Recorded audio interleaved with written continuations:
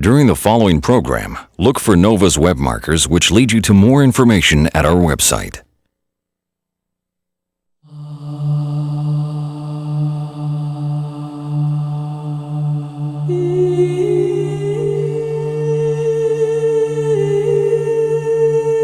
In the 12th century, in a Europe ravaged by war, famine, and disease, the rich Italian city of Pisa rose above the horror by erecting the most magnificent tower the world had ever seen.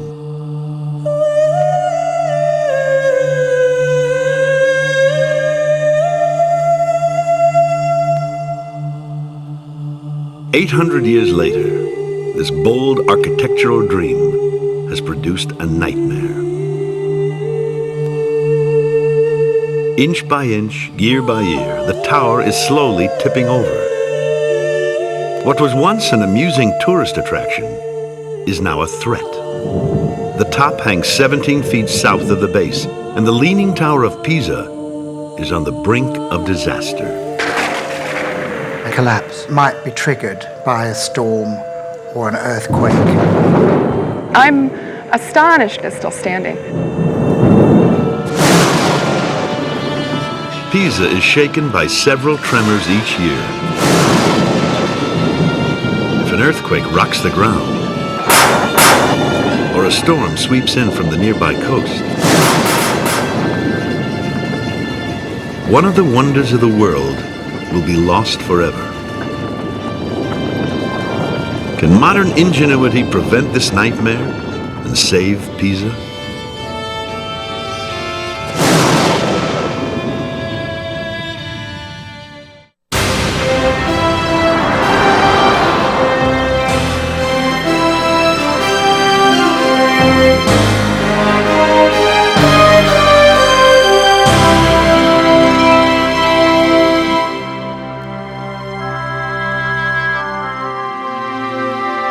Major funding for NOVA is provided by the Park Foundation, dedicated to education and quality television.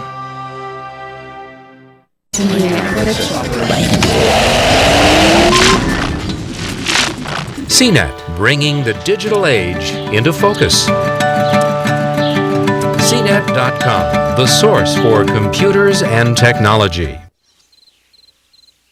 This program is funded in part by Northwestern Mutual Life, which has been protecting families and businesses for generations. Have you heard from the quiet company? Northwestern Mutual Life. And by the Corporation for Public Broadcasting and viewers like you.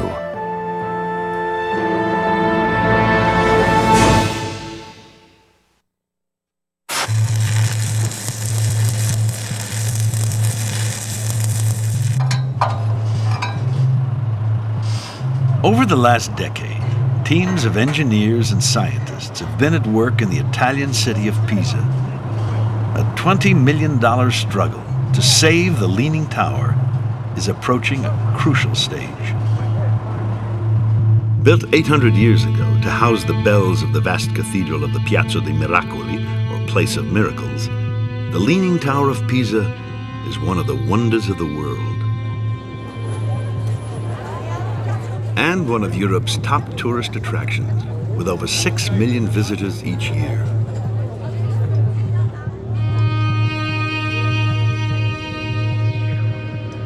But the risk of collapse is now so high, tourists are banned from entering the tower.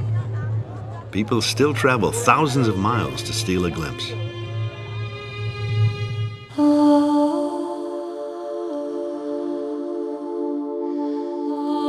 180 feet high, with columns, carvings, and brickwork, all of matching marble. Even if it was straight, this would be a breathtaking building. There are almost 200 columns supporting the 6 stories of external arcades. These walkways in the air must have been a thrilling experience for the medieval Pisans.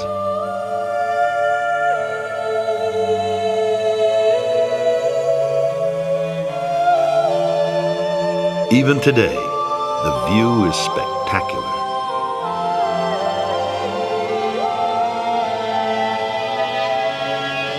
The infamous lean is not intentional.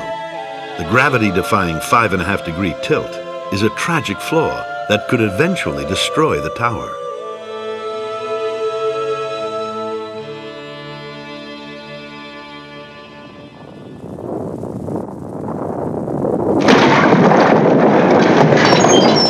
Towers do collapse. In 1989 in Pavia, a few hundred miles north of Pisa, a 14th century bell tower collapsed, killing 4 bystanders. Pavia's tower wasn't even leaning.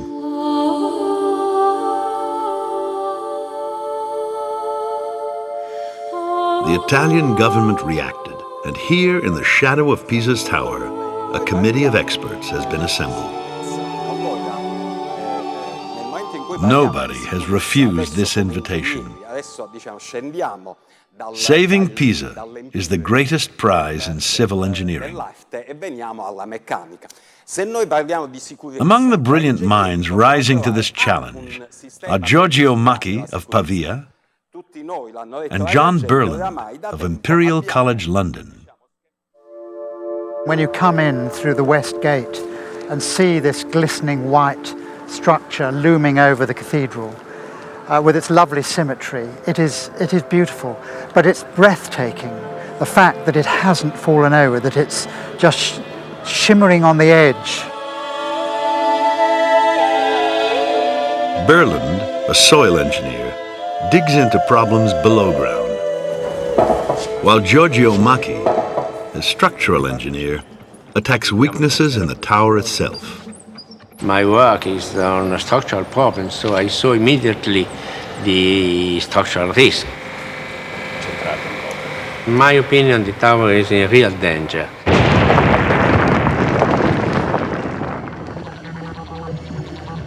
Before the committee intervenes, they must first investigate. So many analytical devices are fixed to the tower, it becomes the most monitored building in the world. A circular sensor, which can register a vibration from a footstep, runs around the inner walls. Metal clamps detect any shift in 25 of the tower's largest cracks. 3 plumb lines hang from the top level. Taut cross wires measure deformations in the walls.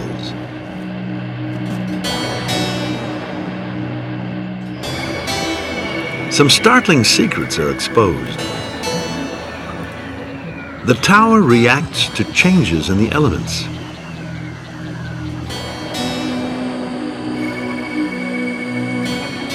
Every day, the entire building sways in a minute circle, not more than 1/100th of an inch across. This infrared camera shows why. The lens is sensitive to heat, which is displayed as white. The sun heats the south side more than the north. The marble there expands, creating an imbalance and increasing the lean. At night, it will shrink back. Larger movements are recorded during rainstorms. We get these extraordinarily heavy storms in Pisa, and the water table rises very quickly indeed. And it rises on one side more than on the other, and it lifts that side. It happens to be the north side. It lifts the north side a bit, so the tower goes to the south when the water table comes up. When the rain stops, the tower will move back. Committee member Carlo Vigiani has studied the tower for 35 years. In this moment, the tower feels very sad and increases its leaning. But when the sun will come back, I say she, probably I must say it will come back again. The sensitivity to the water table suggests there is a problem in the ground below the tower. This will be an important part of the investigation. But first, the committee faces a more immediate danger. Structural engineer Giorgio Macchi must deal with a series of massive flaws in the tower's structure.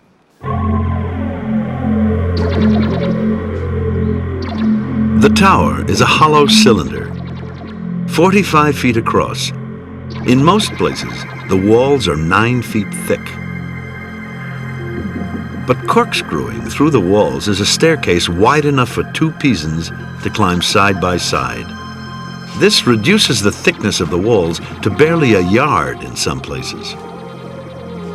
This would be just adequate if these walls were solid marble, as they appear to be. But probes reveal otherwise. This marble facing is only 25 centimeters thick. And behind it there is conglomerate of stones and lime, which is a very, very low resistance. Medieval masons often filled in walls with stones and lime, but it severely weakens the structure. What's more, there are several holes in the conglomerate created by the original builder's wooden scaffold.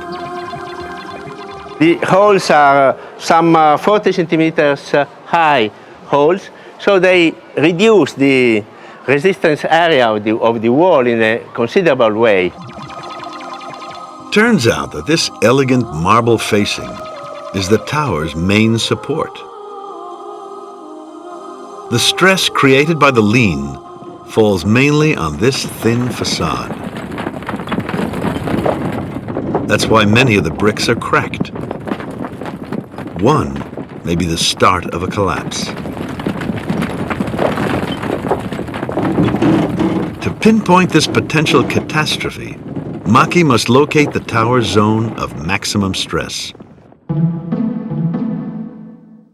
Detailed measurements and data from the monitors are fed into a computer which calculates structural stress and highlights it in blue.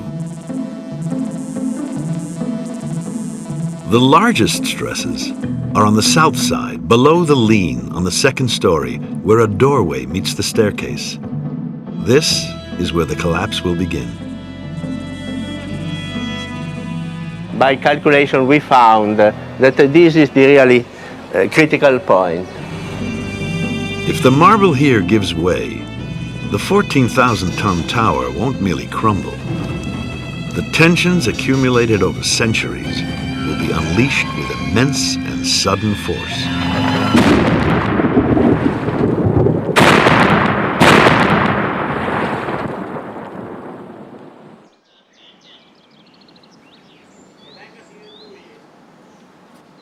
Thankfully, this ticking time bomb has always been well maintained. Even today, minor repairs are carried out by Pisan stonemasons who replace some of the damaged marble with newly chiseled blocks.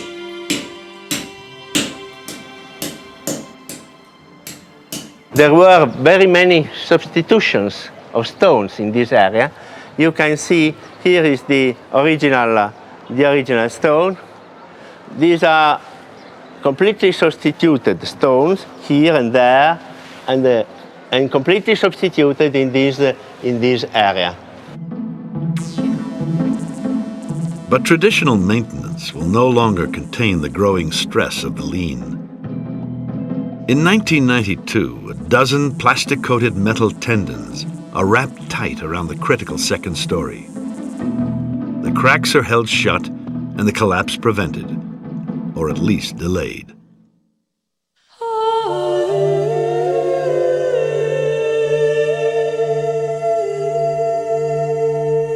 This is one of the great monuments of medieval Europe, so the unsightly tendons cannot remain in place here indefinitely.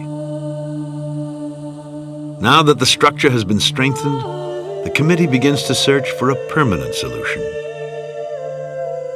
The quest carries the engineers into strange territory, deep into the ancient mysteries of the tower.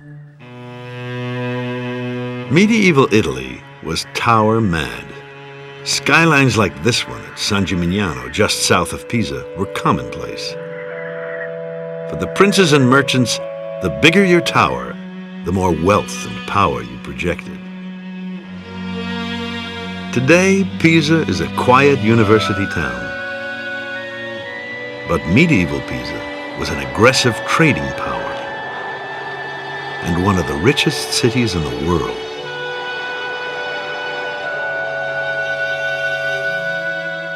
Piero Pierotti is a historian at Pisa University. Although not on the committee, he is an expert on the tower. It's said that the most important families in Pisa ate off gold plates. There's no doubt that some had grown very rich from seagoing trade. And this wealth must have inspired the attempt to do something outstanding for the city. In 1064, just inside the north wall of the city, work began on a massive cathedral.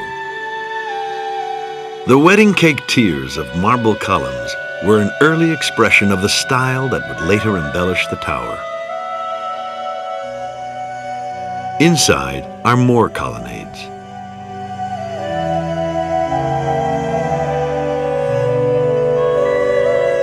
Horizontal layers of black and white marble seem to draw worshippers towards the artistic climax, the apse, with its haunting mosaic, Christ in Majesty.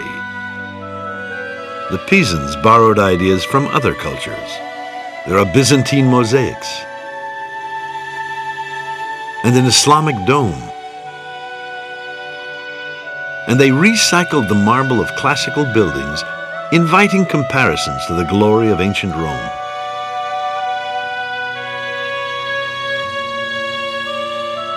They built what is still one of the largest baptistries in Italy.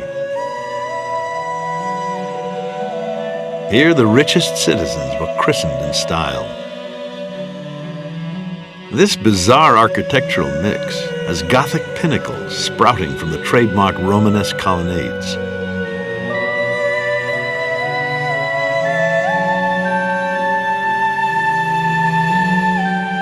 Still, the medieval Pisans weren't satisfied. They decided to give their new cathedral the most extravagant bell tower the world had ever seen.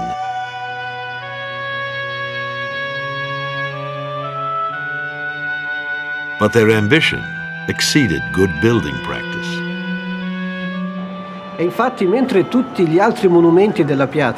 While all the other monuments of the piazza have been signed by their architects, the architect of the tower is a mystery.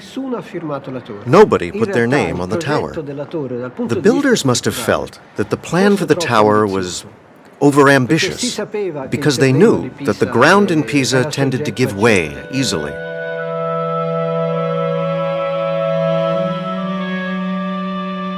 This painting reveals that Pisan masons had plenty of experience building towers. What were the soil conditions that worried them 800 years ago? Between Pisa and the nearby coast is an alluvial marsh. Perhaps this is what the ground around the tower was like before construction began. Soil engineer John Berlin travels to the shoreline to assess what effect this ground might have had upon the tower. Well, about 10,000 years ago, the location of the tower was actually a river estuary. And the tide would come in and out, and the floods would come down each year, and they'd deposit sand and silt. And the soil beneath the tower was actually very much like this beach. It's soft. You sink into it. And that's what they actually built the tower on.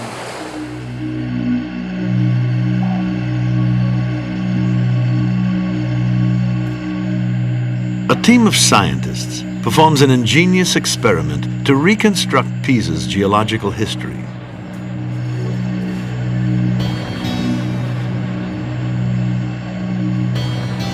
A 3-foot-high aluminum model of the tower is placed upright on sand which has been carefully arranged to mimic the silt below the tower.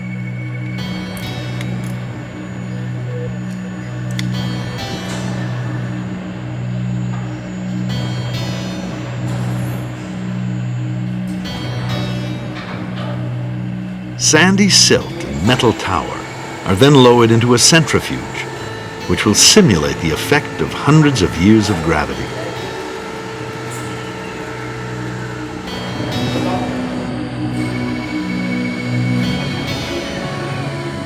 Centuries are compressed into a few weeks.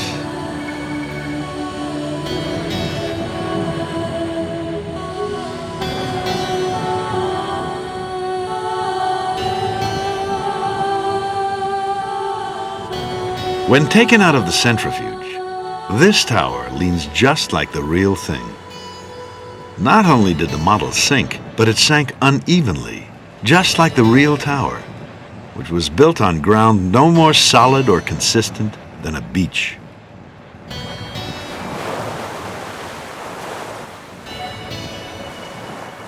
And the reason why it's leaning is because the soil on the south side is just a little bit more compressible than on the north side. So the tower settled more deeply into the softer silt on the south side. The scientists have explained the Leaning Tower of Pisa. Now they must save the tower by finding a way to halt, even reverse the lean. Proposals arrive in Pisa from all over the world. Some devised by qualified engineers, others by school children.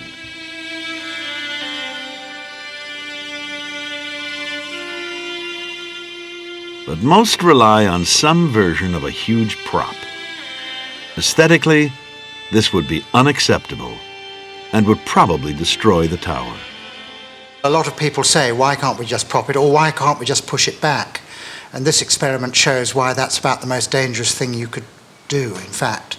The mason is represented by this acrylic cylinder, and this weight here applies weight to the top of the tower. We'll increase the inclination of the tower and prop it or push it. And you can see what happens. It just literally collapses.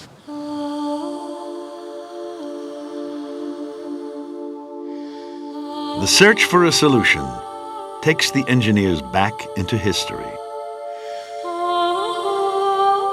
The tower has always been cared for by an organization called the Opera, whose presidents represent an unbroken line of craftsmen right back to the 11th century.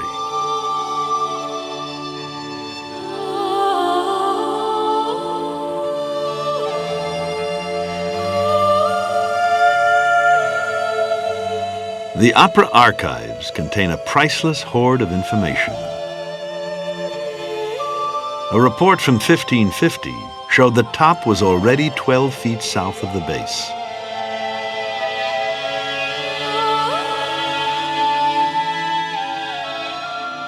The first scientific measurement was made by two British architects, Edward Cressy and George Taylor. But this was a static observation.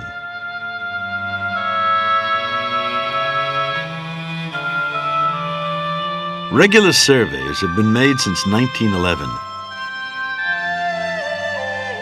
and these reveal the tower has stopped settling into the silt. The ground has hardened. The tower is no longer sinking. It's capsizing. And as soon as we discovered that, we thought, if this side is coming up, then it's rather like sitting on a sailing boat. If you can just lean out, you can pull it back a little bit. Surely it would be safe to put temporarily some load here to reduce the tendency for the tower to fall over. In July 1993, the engineers begin to act. They load 600 tons of lead ingots on the rising north side.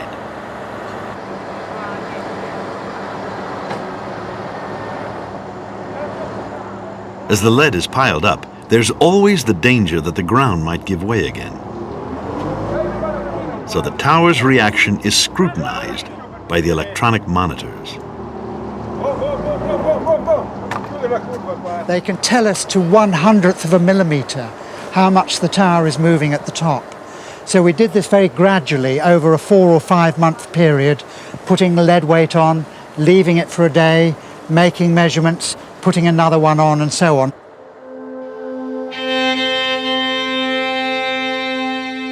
The lean is brought under control for the first time in 800 years, but the beautiful tower has become an eyesore. So a permanent solution is devised with no lead weights. It is based on removing soil from beneath the tower. This model demonstrates the soil extraction technique.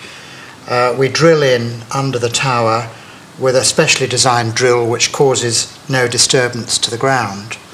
And when it's at the location we want it, we can then gently pull the drill out. So if we look at this, the soil will then close in the cavity and we'll see the tower rotating back towards the north side as we under-excavate. A 10% reduction in inclination will reduce the stresses by 10% in the masonry, and that's a very reasonable amount. Reducing the lean by 10% will shift the tower north by half a degree. In the piazza, an experiment is done on a concrete test tower, which is taller and heavier on the south side, and so simulates the forces under the lopsided leaning tower. And we were extracting soil over a length of this sort, and you can see here how the ground has subsided, and that brought the whole trial footing northwards by about half a degree. But some have doubts about soil extraction. Such intervention has been tested on a specimen, and this works very well. But to extend this intervention under the tower in this special situation which has been formed in 700 years, there is still a residual risk, and the committee is thinking about that. Un rapporto dettagliato. At tense committee meetings, Carlo Vigiani becomes the first apostle of soil extraction. If we go back by half a degree, then even if the worst happens, which is that the tower starts to move again as soon as we leave it, it will take 300 years to get back to the position it's in now. But some have no faith in this time machine. I'm a bit puzzled by what Carlo's saying. Are you suggesting we can go back in time 300 years? There is so much at stake, it's hard to reach an agreement, especially with so many experts. What is very peculiar of this committee is that it is a multidisciplinary committee. There are people from the side of history of art, of restoration, and engineers, geotechnical engineers, structural engineers. And it is not easy to work together for such differently minded people. Before approving soil extraction, the fractious committee demands conclusive evidence that this intervention will not damage the tower. The soil engineers must establish precisely how this fragile structure reacts to changes in the ground below it. Yet again, the answer lies in the past. Jane Morley is an architectural historian who has studied the tower extensively. I don't think anyone, short of God, will understand what it took to build this tower and why it's doing what it's doing now. The people that built this were not scientists or engineers. They probably had very little formal education. They were builders, and they had a lot of knowledge. Knowledge that isn't quantified or codified. It's what you learn by doing. It's what you learn by being a builder.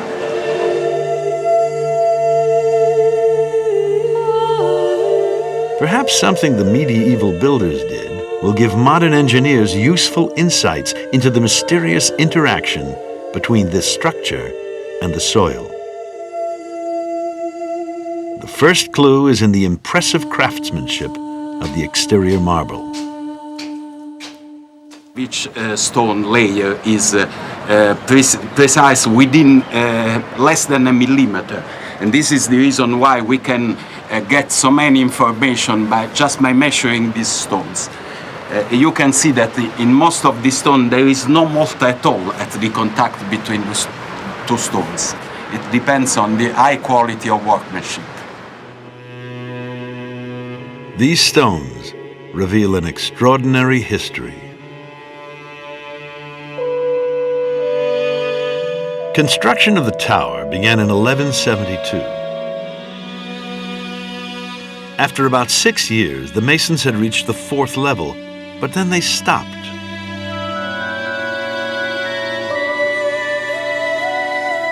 The tower was abandoned for almost a century. Probably this was due to political and economic strife. But perhaps the delay was really a brilliant strategy. If they'd built the tower in one go, it literally would have fallen over as this one is. You can just see it settling down. It's just collapsed. And that's what would have happened if they'd built it all in one shot.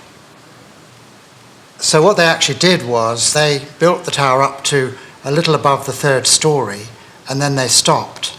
And the weight of that tower in that state squeezed the underlying ground. And over the years, the ground became stronger. So when they came back 100 years later, it could take the full weight of the tower. When construction did resume, the masons must have noticed a slight lean to the north. So they tried to straighten the tower. What they did is to have slightly higher stones on the side where the tower was leaning. The corrections are so small they cannot be seen with the naked eye and were only discovered recently by detailed surveys. But as the masons straightened the tower, it lurched in the opposite direction. When it reached the 7th story, work stopped again. Over the next 90 years, the southward lean grew to over 1.5 degrees. A severe inclination that did not deter the masons from adding a heavy bell chamber. When they started again to construct the bell tower, they had to make a substantial correction. And they did it by changing the number of steps according to the direction. In this side, we are on the north side, we have only 4 steps. We will see that on the opposite side, we have 6 steps. Now we are on the south side, where the steps are 6, just to correct for the inclination. I feel this tower personally as a challenge. I cannot conceive the men constructing it knowing that it was progressively leaning and going on and finishing it.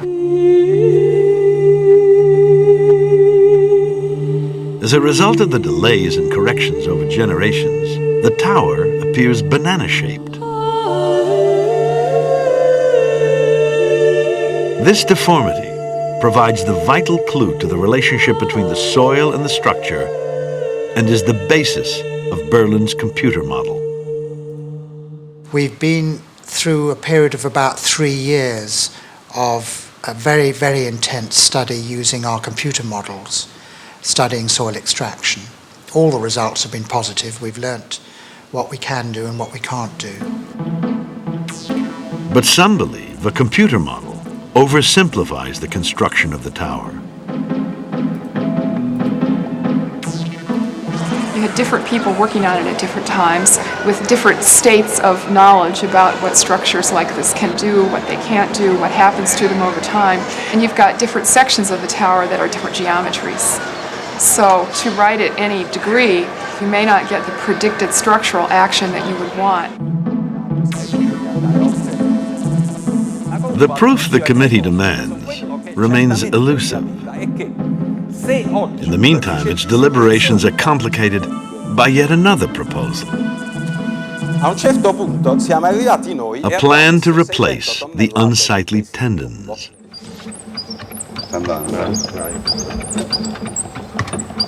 In his lab, structural engineer Giorgio Macchi experiments on a 3/4 inch thick steel bolt that fits inside the marble blocks, stiffening them from within.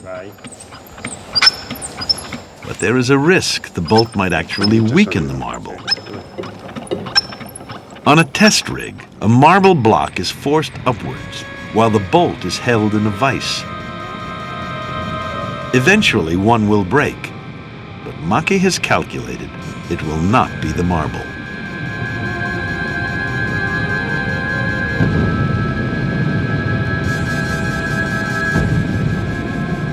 The force builds up to 12 tons. Then, the bolt snaps, leaving the marble unharmed, suggesting a way to strengthen the tower without defacing it. We should do something very quickly. We know which are the problems of the tower, and I think that further research could not improve very much our knowledge now. So there are two long-term solutions for the tower. One would stabilize the structure with internal bolts.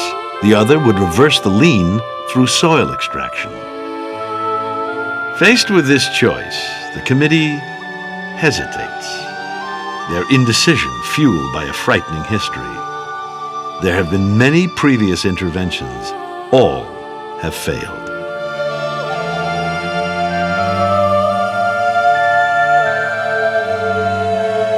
The disastrous meddling began with the digging of this trench around the base of the tower. This is called the Catino. It's a walkway, and it was excavated by an architect called Gheradesca in 1838. Now, it's important to remember that the tower has settled about 3 meters since it was built. As a result, the elegant carvings at the base of the columns on the ground floor had sunk below ground. And Gheradesca argued that it would be lovely to reveal them so that people walking around the piazza could view the base of the columns as the original architect had intended them to be. So he just came in and dug this out. And he dug down about 1.5, 2 meters down. And this is the wall of the Catino. What he didn't realize was that the water table is about here. So there's a lot of water behind this wall and under the foundations.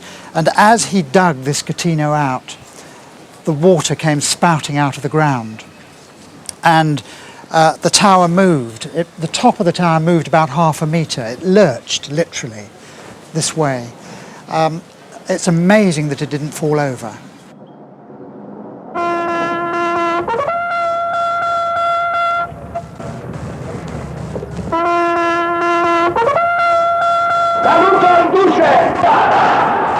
There was more agony in the 1930s. Benito Mussolini, leader of the fascists, had become dictator of Italy. His regime rejected the drooping tower as an inappropriate symbol. Engineers were ordered to sort out the troublesome lean. A plumb line was installed to measure it in thousandths of a degree. But below ground, the engineers wreaked havoc. They drilled holes through the floor of the tower, and almost 200 tons of concrete were poured into the foundations. The new plumb line recorded a southward lurch of nearly 1/10 of a degree. The work had destabilized the delicate tower.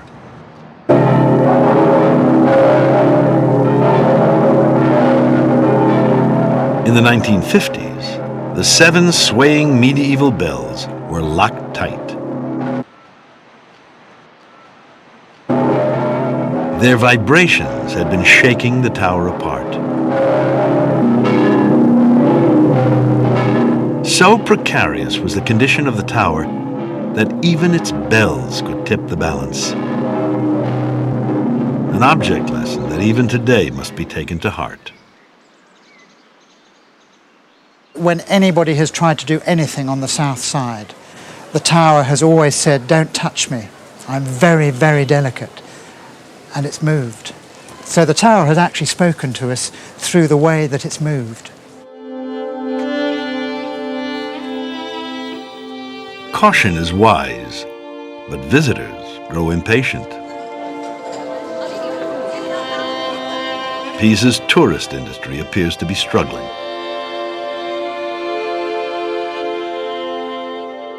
Eventually, the continuing threat of an earthquake and the hideous lead ingots trigger a major political shift, and the green light is given to a high-risk proposal. The committee would like first to remove the lead weights and to substitute them with invisible cables in the soil, giving the same effect. In this plan, anchors will be attached to a concrete ring wrapped around the base of the tower. The engineers will drill through the soft soil and secure the anchors in the solid bedrock 130 feet down. The pull from the anchors will replace the push of the unattractive lead weights. This operation will not reverse the lean, but should halt and stabilize it. The contractors first attempt to install the ring through which the anchors will be connected to the tower. Made of reinforced concrete, the ring is positioned under the floor of the catino, well beneath the water table. This is a major gamble. Oh, no, we are very nervous. Yes, we have always been very nervous when we did any intervention on this tower, because the tower is reacting in a way which is not always the way we expect. As the contractors burrow down, they inject liquid nitrogen at a temperature of about 200 degrees below zero into the ground.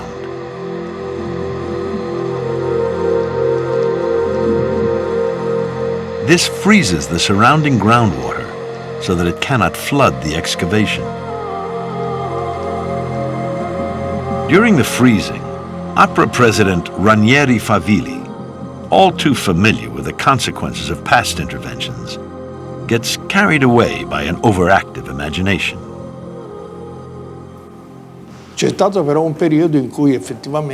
There was a period in which, to tell the truth, I imagined I heard some noises that were a little strange during the night. I can't say I didn't worry about this. Unfortunately, it's inevitable, because first of all, I'm a Pisan. Secondly, I would frankly be very unhappy to go down in history as the opera president under whom the tower fell.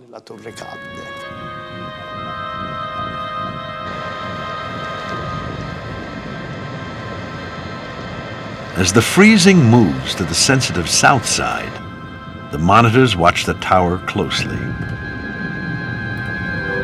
At 3:30 a.m. on the 6th of September 1995, the tower reacts. The top lurches a 1/16 of an inch south. In one night it moved what it normally moved in a year. And that worried us, because if that had continued, that would have been very large and the tower's stability may have been in jeopardy. We knew that the tower was moving, was responding in a special way, and we decided to stop the work. Contractors scrambled to re-stabilize the tower by loading on more lead ingots. The lurch is halted, but the committee's attempt to remove the ugly lead has resulted in an even larger pile around the tower's base. This committee, what has it done? Intervened, basically, in that same highly delicate zone where Gherardesca had intervened. And all they did is bring the tower closer to collapse. So there you are. They've been working for several years, which is too long. And now they've left the tower in a worse condition than they found it in.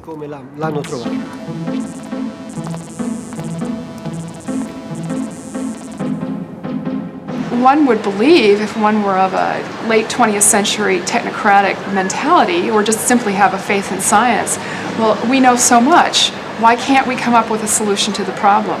But there may be, in fact, no solution. The building site around the tower lies quiet for a year after what becomes known as Black September. Then in late 1996, because of a dispute within the Italian government, the committee is disbanded. Berlin's extensive research now looks like it has been a wasted effort. It's been very frustrating.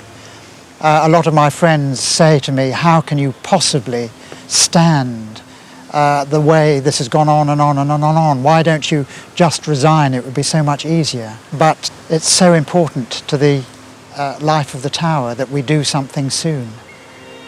The committee remains out of action until the fall of '97.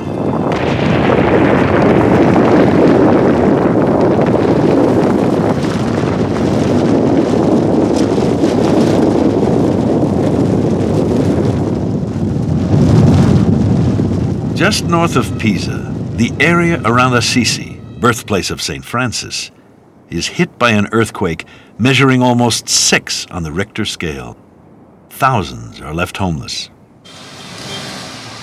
Unique historic buildings are damaged beyond repair. And it soon emerges that although this earthquake was no surprise, little was done to prepare for it. The resulting scandal inspires a new dynamic attitude in Italian restoration and conservation. In Pisa, the committee reconvenes and approves soil extraction. Now we're faced with the reality of doing something on the tower for the first time, something very delicate and something that we hope will provide the final solution. But there is no margin for error. So the engineers on the committee devise one of the strangest contraptions in this bizarre story. 100 yards north of the tower, just behind the opera, contractors begin work.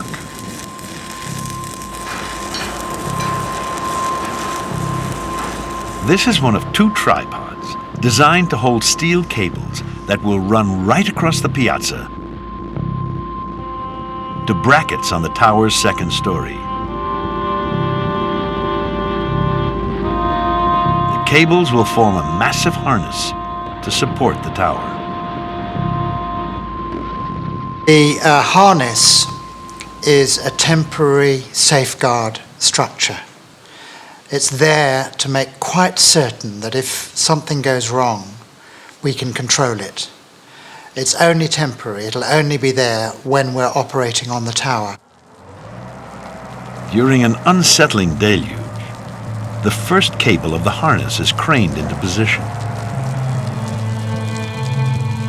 Although only temporary, this is a huge project.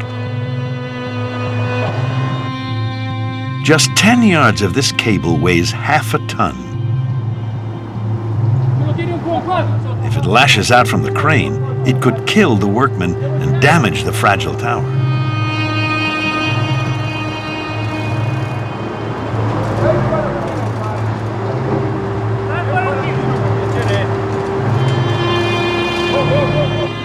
At a critical moment, the cable slips and jams into a marble arch.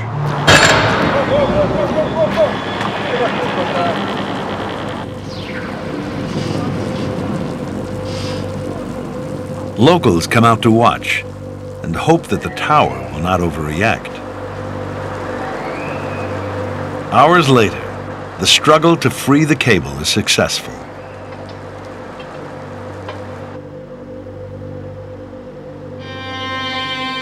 That night, the first component of the harness is secured.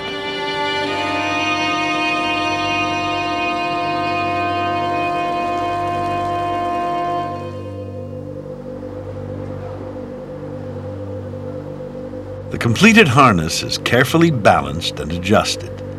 It looks like heavy engineering. There's only enough force exerted on the tower to resist a minor mishap. The harness is not intended to stop a catastrophic failure. It's not for that at all. It's simply to hold the tower gently if the movements of the tower are unexpected.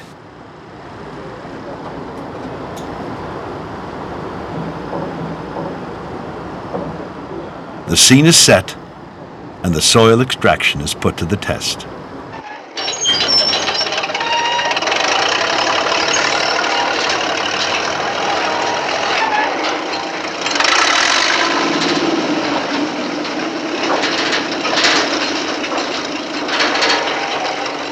We have just started soil extraction.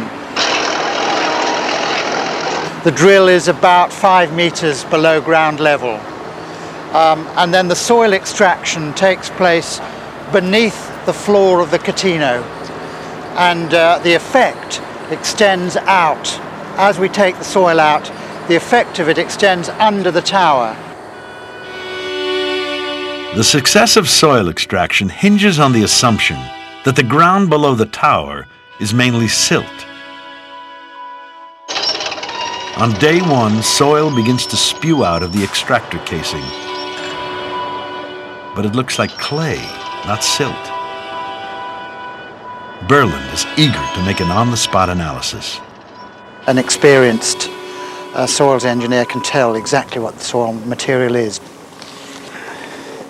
If you just put a grain or two against your teeth,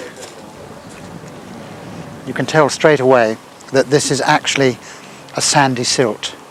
It feels like clay, but it's actually a sandy silt. So it's total confirmation of what we were expecting. The tower has been creeping south for centuries, so the lean will not be reversed in a few hours. Right now, the main fear is that the drilling will trigger a catastrophic lurch further south. But the tower is quiet, and the operation continues.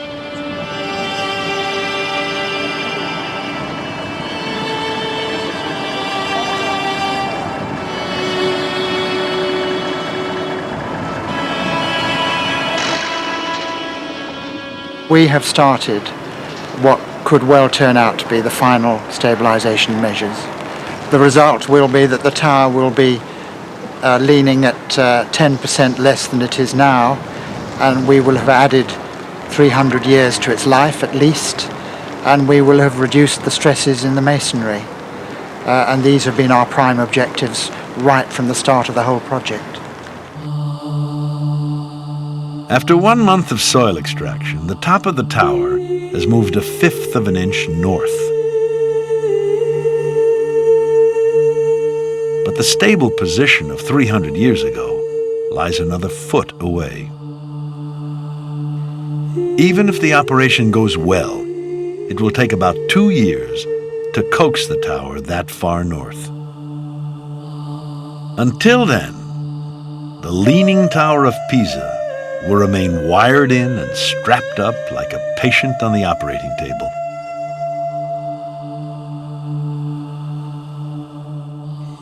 Its progress will be anxiously watched, lest this enigmatic structure confronts us with an unwelcome surprise.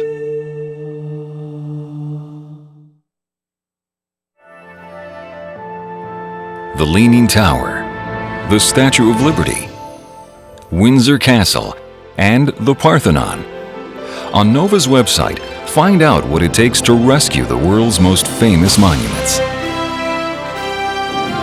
Next week on NOVA, can we take a shortcut through outer space? Or a thrill ride back in time? It's more than just fantasy.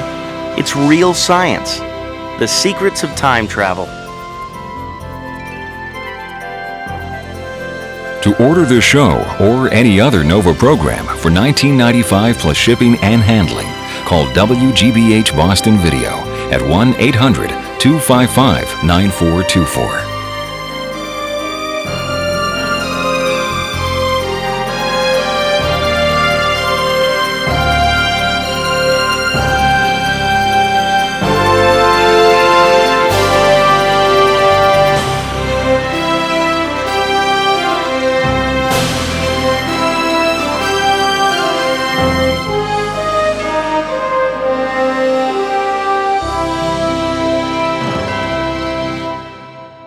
NOVA is a production of WGBH Boston.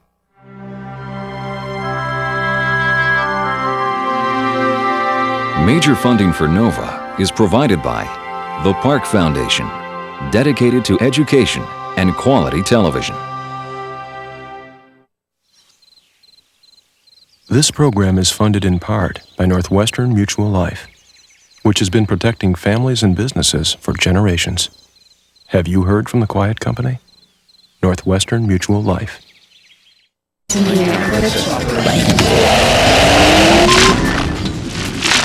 CNET, bringing the digital age into focus.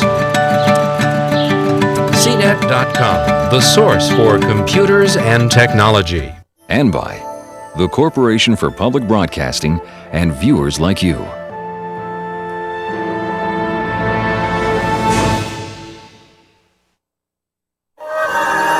This is PBS.